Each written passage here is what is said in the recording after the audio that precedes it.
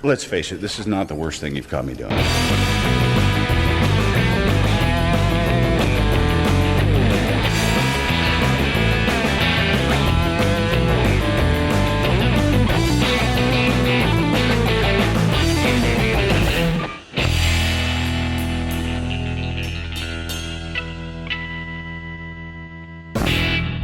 So this is our attempt kind of at a true crime podcast. I'm here with Allie, my daughter, and we're going to break down the stuff that we know about the incident with JonBenet Ramsey and what all kind of transpired from there. So where should we start? Should we start with John Ramsey? Yep. All right. So John Ramsey, he was born in December of 1943. He went to the Michigan State University. He's been married 3 times. So he got married, obviously, first in 1966, and he had a son and a daughter. And then he got divorced in 1978. Then he got remarried again in 1980 with Patsy. At that point, they decided that they wanted to have children of their own. So that comes along with Burke, who was born first. Their oldest son. Between the two of them, obviously John's got one that was from another marriage, and then after that it was JonBenet. Burke was born in 1987. Right. And She was born in 1990. so in between 1990 and December 1996, obviously John's daughter from his previous marriage was killed in a car accident in Chicago. Mm-hmm. And obviously, unfortunately for John, that's not where the tragedy ends. As we jump forward to 1996, the Ramseys go out on Christmas Day evening to some friend's house for dinner and whatnot, and then they come home, and seemingly everything seems normal. They all go to bed. And then next morning, Patsy gets up, comes downstairs, sees this ransom note, and immediately calls the police. I can't imagine what they would have been going through as parents, thinking that their child's been taken from them. So they call the police, obviously, and that's at 5:52 in the morning. And it's a frantic call, 911. Patsy explains to the 911 operator that their daughter JonBenet has been taken. There's a ransom note. They're freaking out. So they send the police. And right from there is where the Boulder police completely start bungling everything. They aren't stopping neighbors and friends from walking to the house. They don't even search the house properly. They go through all the rooms. Potentially, there's pictures of at least one door that they didn't open. The only way to get, I guess, John's mind off and focused, after all the police left except for the one detective, that detective gives him a job to go and search the house to see if there's anything that's at a place, anything that's been taken. Just go room to room and search. So he takes his one of his friends, one of the neighbors with him, and they go and start in the basement. And the first or second place that they look, they open up a door and there's JonBenet's body laying there. Like, I don't understand how the police would have missed that. Like, you're supposed to be professionals. At least open up the door to every room and look. Yeah. Right? Mm-hmm. So, what was your take on this so far? Like, as far as the Boulder police and everything that kind of happened that morning? Well, didn't they, allow the people to be in there? They didn't really do much about it. Right, yeah, they just let them walk around, which is completely contaminating the crime scene. Mm-hmm. And that many people in the house, and they, didn't even look around. Right, yeah. And Well, I they, mean, I missed can the whole room. I can understand, the parents, because the parents were, the parents and the friends are just trying to console the parents. They're not thinking, hey, let's go look around.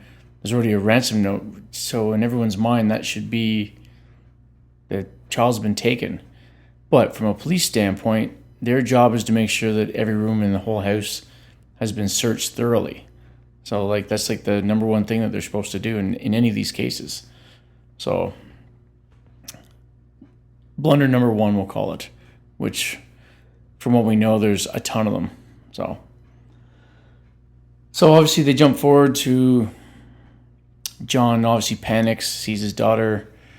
His first thing to in any parent's mind is going to be pick them up. Like, are you alive? Like, checking for vitals, bringing them upstairs so the paramedics or anybody upstairs that can help. And of course, he gets criticized for moving the body because obviously that's what the parent's going to be thinking, right? Oh, I better not contaminate this crime scene. I mean, the fact that they even brought that up and said that to him after they allowed all the other stuff to happen within the house, that made me laugh. Like, Yeah. What a joke for the police to actually come out and say that you contaminated a crime scene. Mm-hmm. So. And, like, people were saying that it would have been totally different if they just, like, if the detective went down there and just found her. Because then nobody else would have been in there. Yeah, exactly. I mean, there's a reason why they're supposed to search, so that they can contain a room, they can preserve all the evidence that's in there. I'm sure there's a ton of stuff that got missed because, yeah, maybe the body got moved or stepping on top of, who knows, right? Who knows what else they touched, so. Yeah. But to blame John, I think was... the wrong move. Yeah, it was dumb, So some of the key elements that they did find right off the hop. So JonBenet's mouth was duct taped, and there was a garrote made with parachute rope. Neither one of those items were found in the basement or anywhere else in the house. So whoever did this must have obviously brought this stuff with them, or at least that's what I would think would have happened. Now, that being said, it seemed very much like the Boulder police had a completely different idea that this was all the Ramseys, either the father or the mother. So they didn't really look down any other avenue. They were just so focused on the Ramseys that they kind of let everything else off to the side. That's why the district attorney brought in an ex-detective who was, they were saying, would be like a modern-day Columbo. Not that you're going to understand what that is, Allie, but... he was one of the best detectives that they had for over 30 years. And as he came onto the scene, before he saw the evidence, he thought it was the Ramseys too, just from what the media had been force-fed by the Boulder police, obviously. But then once he got a look at the evidence, and that's how a detective is supposed to look at everything, base everything purely off the evidence. To him, that's not where the investigation should have led. It should have led away from the Ramseys. There was just too much compelling aspects of it that said this was an outside entity, either male or female, that came into the house and took JonBenet. So obviously, as we go along, the coroner has to do his or her job. There was more evidence came to light, how she was strangled using the garrote, and there was the back of her skull. Yeah, was there's smashed. like a big, like, circle pushed in, and there's a crack on both sides. And then, of course, they also found male DNA on her underwear and long johns, so that would have right there ruled out Patsy, at bare minimum. So obviously, John could still be a potential suspect. I was going to say subject. But yeah, so it's the more that Lou Smith, who, if I didn't mention before, was the detective that was brought in, his investigation took him in a completely different direction as to what the Boulder police went. Again, because they had their blinders on and they're so focused on just one direction that they were willing to disregard everything else. So there was, in the basement where JonBenet's body was found, there was a suitcase underneath the window, which was unlocked. Of course, the Boulder police said that nobody could have fit through there, let alone try to crawl their way back out. So Lou Smith, who was in his 60s or 70s, I can't remember. He went over, lifted the grate, opened up the window, crawled through in his suit, and got into the basement with the greatest of ease. And then on the way out, stepped on the suitcase that was left there by whoever, and easily got himself back out of the window. So Boulder police, again, ignored all that, even though there is plain evidence, which Lou Smith videotaped himself getting in and out. They just weren't willing to listen to anything that this veteran detective had found. Plus, the detective Lou had found like this black smudge that was above the suitcase, but below the window, that he would have assumed that the intruder would have hit their foot and like left the mark there. Right. And there was also a footprint on the basement floor that said it had the high-tech marking from the brand name of the shoe, which didn't match any of the shoes in the house anywhere, so it was from an outside person, obviously. But again, the police disregarded all of it, and it kept on trying to turn everything around back to either John or Patsy, which they went through multiple interrogations. Nothing came of it, but Boulder had their whatever reasons or their aspirations of trying to make this a quick case and just blame it on the parents. So, and I should probably mention too that Boulder police had a theory that JonBenet would sometimes wet the bed. So they thought that maybe she had wet the bed that night and Patsy got super angry and hit her in the head with something, and that's what caused the contusion and the crack in the skull. But again, there was evidence contrary to that, was that there was no urine in JonBenet's bed, so there wouldn't have been a reason for Patsy to get angry. Yes, there was urine in her pants and long johns, but not in the bed, which clearly means that she had been taken from the bed first. The other part was that the contusion happened post-mortem, which meant that she would have been killed through strangulation first, which also discredits everything the Boulder police thought about Patsy Ramsey doing it as well. So, again, I know I said blunder number 1, and I probably should be going along with 2, 3, 4 so far, but everyone gets the gist of the mistakes that have been done left, right, and center. So now let's get to the ransom letter. The ransom letter itself was written on Patsy Ramsey's pad. Her stationery. Her stationery, right?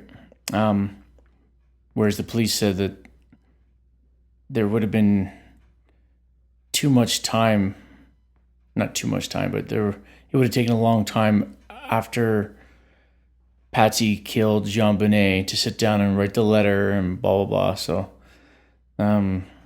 Lou's theory was that this intruder broke into the house while the Ramseys were at their friend's house that night for dinner and sat there and waited, which would also give that person time to write the letter, make a mistake, throw that one in the garbage, start over again. It was 2.5, almost 3 pages long. Yeah. And that makes way more sense to me. It's they have all the time in the world. Letter's already done. And if what Lou was saying is correct, that the strangulation was something for the perpetrator to kind of get off on, not meaning to kill her, but just to choke her, and it accidentally went too far. So the other thing that got brought up was one of the neighbors did hear a scream, and of course Boulder police said, if the parents weren't involved, how did they not hear the scream? Mm-hmm. Of course, they didn't test anything, they didn't do any stuff like that, whereas Lou did. Went down to the basement and started yelling or screaming, and the person that was up in the Ramsey's bedroom couldn't hear it. But right where JonBenet's body was found, there was a metal tube that went up and it bent to outside of the house and pointed straight at the neighbor's house, which basically made that into an amplifier. So that's why the neighbor could have heard the scream, but not the parents. So again, it was almost like it was a perfect storm for this intruder. That everything went in their favor. So. And the parents' bedroom is the 3rd floor, and the kids are on the 2nd floor. Right. So it would have had to have traveled through multiple floors, main floor, 2nd floor, and then into the 3rd floor. So it's not likely that you're going to hear stuff like that. Especially older homes tend to be a little bit. They're made with a little bit thicker material. Yeah. Stuff like that, and so this is still such an insane story, but the fact that they still haven't caught the killer, still out there, still with a ton of evidence to go through. So the police did actually question some people. There was a Gary Levy. He was in the foyer or something, and a security guard went by, and I guess he said that he was the killer of JonBenet. So he got brought in for questioning, obviously.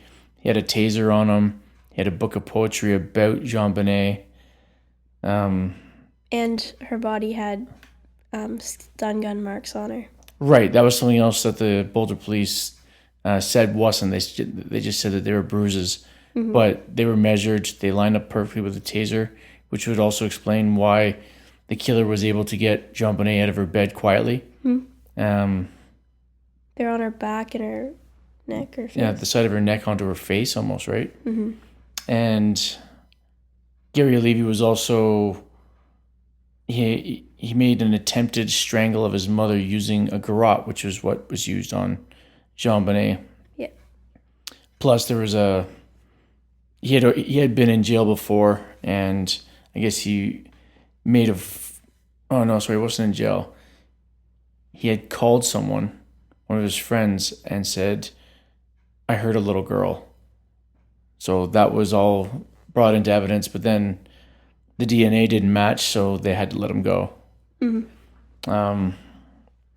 They caught up with someone else, a guy named Dax. That was an alias.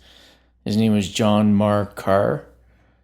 He had called one of the investigative reporters, I believe. Anyways, he told the guy all this information about stuff that had never been released. And obviously the investigative reporter sent this to the DA. The DA told him to keep in contact with him. And then he said, do you want to hear my voice? So then they actually had phone calls. And they tracked him all the way to Bangkok and got them to pick him up, brought him back. Again, his DNA did not match. And even though he was confessing to it, somebody else gave an alibi saying he was actually 2 states over while this happened. So that was, obviously he was not included in the suspect list anymore. So even though the DNA was enough to exonerate the other 2, the DNA was not good enough to exonerate John Ramsey, apparently. So, or maybe it was, and the police just didn't want to say that. Well, I think that's what it was, is that they just kind of, they buried whatever they had to bury to try to make it seem like John was the person that they were looking for. So something else that I forgot to mention too was that JonBenet's her own skin was underneath her nails, showing that she was trying to pull the rope off her neck while she was being strangled. So that was just showing that she was alive while she was strangled, and that Dax tried to make it sound like he slowly pressed the life out of her. So he was just definitely a twisted individual, obviously. So it's funny to think that a lot of this stuff now that's coming out, because they've got better DNA testing, all this stuff, a lot of stuff wouldn't have happened if it wasn't for, oh, well, obviously for Detective Lou Smith, retired, but I guess at a 2022 crime competition, they're trying to get the DNA released and get the governor to help out and finally put this case to bed, because Boulder Police still isn't releasing a ton of evidence.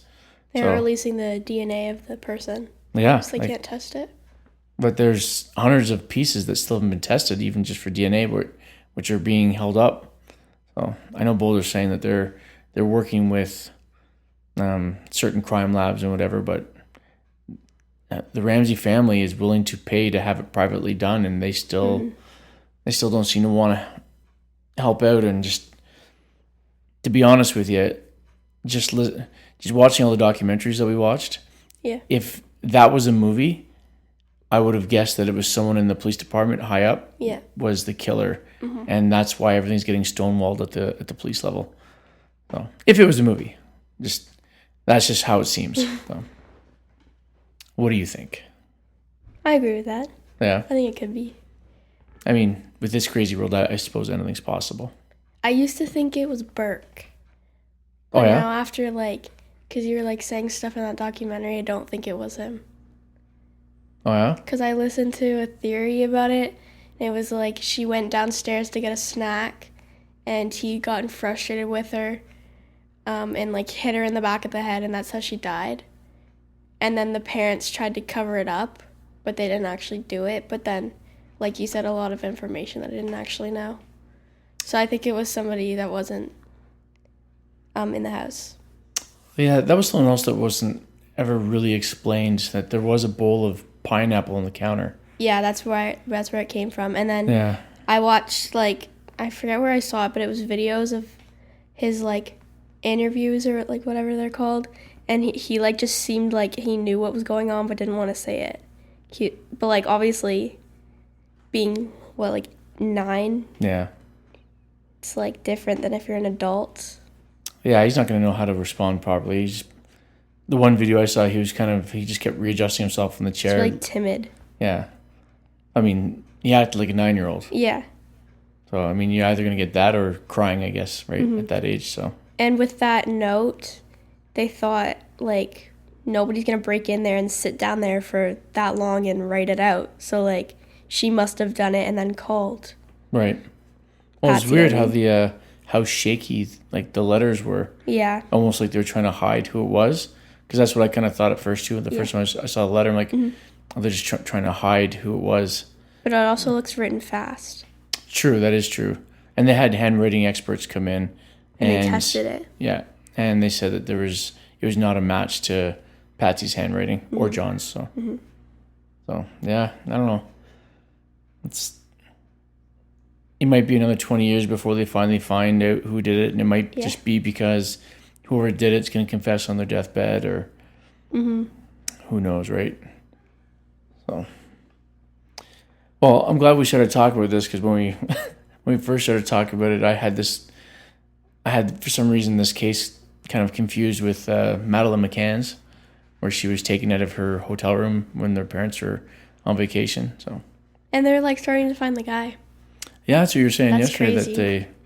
That they actually have the guy, or do they just know who did it? They know who did it, and I think there's a court or something on Friday. A warrant out? No, I don't know. I saw something about a court date or something on Friday. Oh, okay. The Friday that just passed. Right. And he admitted it to his cellmate because he was in jail for other stuff. Oh. Well, maybe he just feels at this point maybe he's already in for a life charge or something. Yeah. He's like, he was serial rapist, I think, or something like that. Yeah. But I haven't heard if she's alive or not or anything. Right. I mean, how long ago was that? 25 years? 17. 17 years, yeah. 07. She may have just maybe the trauma of everything that happened. Maybe she doesn't even realize who she is. Yeah. A lot of people have thought that. That they were her? Yeah, because of the eye. She has blue eyes, but then there's a stripe at the bottom that's brown. Oh. And when their eyes match, they're well, maybe it is me. Oh. Then they like asked, but then their DNA or something doesn't match. Well, I guess that would make sense. Mm-hmm. Well, we're going to have to do this again. Maybe we'll do the Madeline one, and we'll start from the beginning of that one. I don't know that one as well. Perfect. That's more of a reason to get into investigating a little on our end and just talk about another. Or we can do the Shermans. It's a Canadian couple in Toronto. Says that it was a murder-suicide, but they were both tied up, so I'm not sure how the suicide part falls in. Anyways, I haven't heard of that one. guess we'll end it here, and we'll have to do this again. Thanks for sitting down and having this conversation with me. Of course. Talk to everybody next time.